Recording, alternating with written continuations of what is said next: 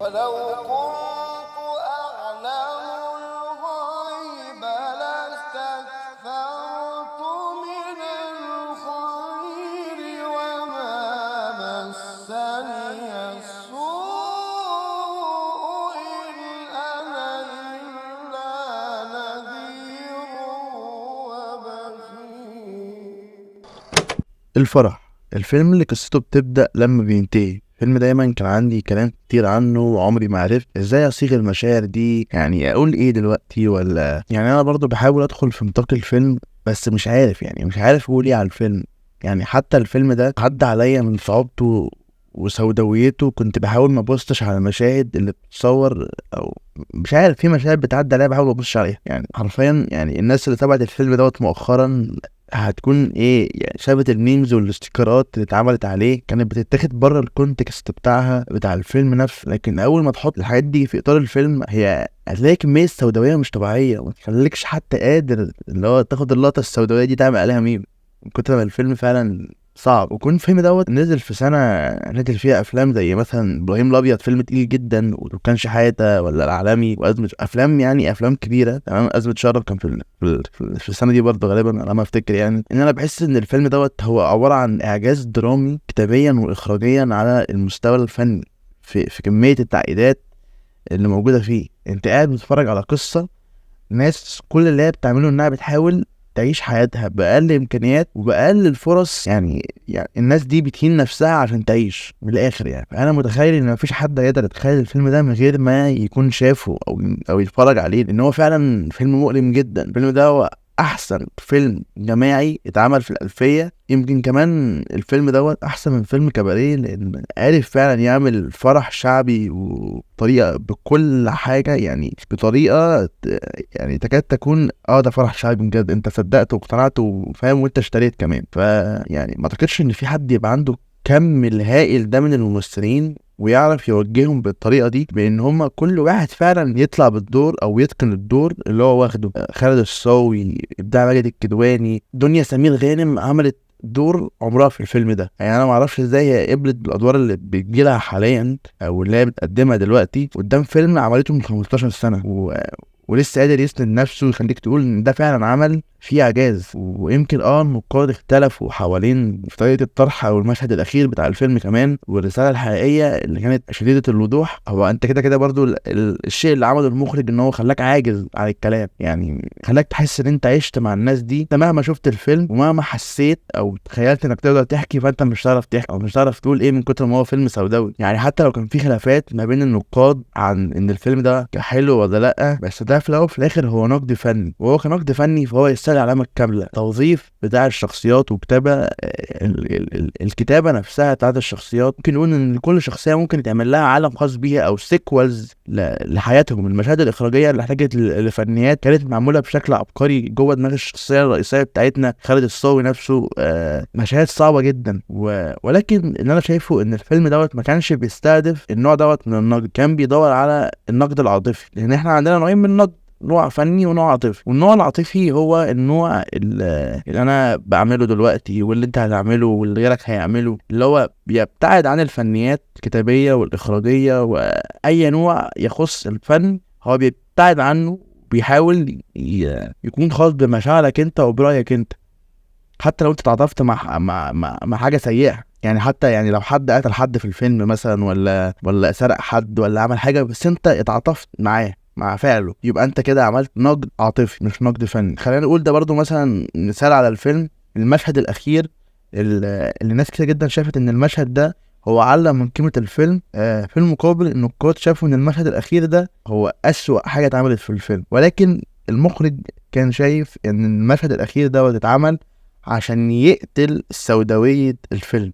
لان الفيلم فعلا سوداوي جدا، فالمشهد الاخير ده اتعمل عشان خاطر يقتلها. ودوت هيأكد الفكرة ان انا بتكلم فيها، ان فيلم الفرح كان المخرج او كان اللي قائمين عليه ما بيدوروش على الرسالة النقدية اللي هتقولك الفيلم ده كذا والشخصية عاملة كذا، لا هو الفيلم يعني هو حتى في دي عرف ينتصر على ذاته، لا لكن انا بتكلم في حتة الرسالة اللي انت هتستقبلها من الفيلم، او النوع الرد الفعل بتاعك اللي هو بنسبة كبيرة هيكون عاطفي جدا اتجاه الاحداث اللي بتحصل في الفيلم. هو ده اللي كانوا عايزينه او ومستنينه ان هو حتى غير النهايه لكي تتناسب مع عاطفتك. خلاص بقى انت شفت كل حاجه في الفيلم ده، هيجي خلاص بقى نقدم لك حاجه اخيره كده. ده ما حصلش والفرح خلص، بس انت جواك في ثقب اسود كده، فاهم؟ ابتلع كل المشاعر اللي كانت ممكن تحسسك ان انت تمام ومرتاح. لا خلاص، حتى لو الفيلم خلص بالطريقه دي انت متضايق، بس هو الفيلم برضو يحسب له الحته دي ان هو علّى في قيمه الفيلم. برضو انا مقتنع بده وشايف فعلا ان الفيلم دوت هو حسنه في تاريخ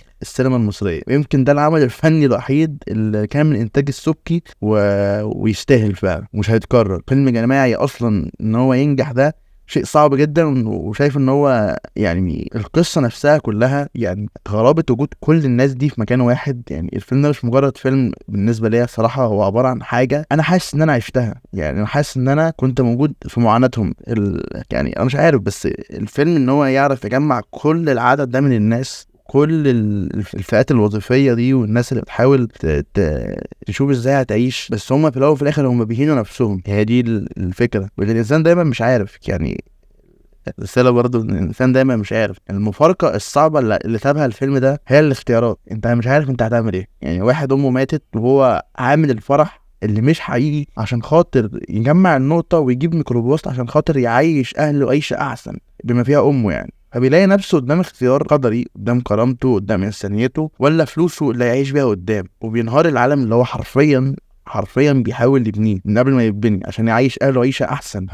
يعني الموضوع مصيريا مستحيل حد يفكر فيه. مفارقه في منتهى الصعوبه والسوداويه اللي انا شفتها في الفيلم ده. واكيد في اراء الناس حوالين الفيلم ده اختلفت بين الحلال والحرام والحرمانيه ومش الحرمانيه والكلام والكوميديا السوداء ومشاهد للناس اللي يعني حتى يعني انا عايز اقول حاجه بس، حتى الناس اللي جم عملوا الفرح يعني الشخصيتين اللي هيتجوزوا هم اصلا مكتوب كتابهم بقالهم 7 سنين فاهمين فرح عشان يجيبوا فلوس عمليه، عشان هم قدام منطقتهم تبان ان البنت دي انها تمام وبنت سليمه ومش ماشيه بحرام ومش عارف ايه، رغم ان كاتب الكتاب هو الاساس، هو الحلال، هو الشريعه يعني. ولكن عشان خاطر التاخير، يعني التاخير ان هم مش عارفين يجيبوا بيت ومتاخرين بقالهم 7 سنين ولا 6 سنين، فده مأثر على شكلهم قدام الناس. ومش عارف يعني برضه حاسس ان ايه، برضه من ناحيه تانية ان نبطشي عنده مشاكل نفسيه بسبب شكله اللي منعاه ان هو يتشهر، رغم ان هو نبطشي شاطر ودمه خفيف وبيعرف يحيي الفرح، بس عايش بعلامه او ذنب بيفوق عليه كل يوم. وحياة وردة مثلا اللي كان عايز يخلي ابنه فخور بيه ويشوفه فرحان بيه ومش عارف ايه، ويفشل قدامه. فبرضه يعني الرقاصة اللي تابت بعد ما خدت 150 جنيه اللي هي كانت عايزاهم، ولا خدت الفلوس عشان خاطر تطلع ترقص وتاخد النقطة بتاعتها وتمشي، كلها مفارقات نفسية قدام كرامتك وقدام إنسانيتك. في الأول وفي الآخر الناس ديت بتقضي يومها بتهين نفسها عشان خاطر تجيب القرش. انا مش عارف الفيلم ده صعب جدا الصراحه. وغير الشخصيات التانية انا مش هتكلم عنها يعني، بس الفيلم برضو سايبك بمفارقات عارف يبيعها لك بشكل مش طبيعي. يعني هو فيلم علامه جدا في الدراما المصريه، وانا شايف ان في ناس بتربط بينه وبين كباريه وهو مش شبه كباريه. يعني كده حتى يعني ناس بتقول لك ان ده سيكوال تاني من كباريه او جزء تاني من كباريه. اصلا بتوع كباريه كلهم ماتوا يعني، فممكن يبقى تشابه بسيط بس في الحي او في الحوار الاحياء الشعبيه ده، لكن الفيلم عادي ما فيهوش اي تشابه. اغاني مغنيين وكاست قوي جدا بتاع فيلم الفرح عرف يقدم رسالته، والمشهد الاخير كان حلو. وشايف ان هو كافي جدا جدا ان هو يقدم ويعلي من قيمه الفيلم، لان هو يخرج من الحاله الحزينه دي بصرخه روجينا. مش عارف، كل حاجه كانت في الفيلم ده انتهت بشكل حتى لو هي انتهت بشكل كويس فهي سوداويه. فانا مقدر ان النقاد اختلفوا حوالين دوت، ولكن زي ما قلت الفيلم كان بيدور على النقد العاطفي اللي هو خاص بمشاعري ومشاعرك، واي حد شاف الفيلم متاثر بيه. فالفيلم فيه كميه مفارقات ومشاعر يعني قدريه، عشان انت مش عارف بكره شايل لك ايه ولا انت هتعمل ايه. ولكن يعني مش عارف، انا مش عارف اقول ايه برضه يعني انا عملت الحلقه دي بحاول ان انا اقول حاجه عن الفيلم. انا حاسس ان انا قلت حاجه قد ايه ان الفيلم دوت صعب، لكن انا برضه لسه ما قلتش حاجه. الفيلم حاسس ان الناس لازم تتفرج عليه وتقضي وقتها تتامل في حالها بعد الفيلم دوت. هتكتئب شويه بس يعني ان شاء الله يطلعوا من الفيلم بحاجه كويسه يعني لنفسهم وكده. بس تكون حلقتنا خلصت. تحيه لكل صناع العمل. الصراحه فيلم من اهم الافلام السينما المصريه، وهيفضل علامه فارقه في الدراما. وبس كده يعني، شكرا.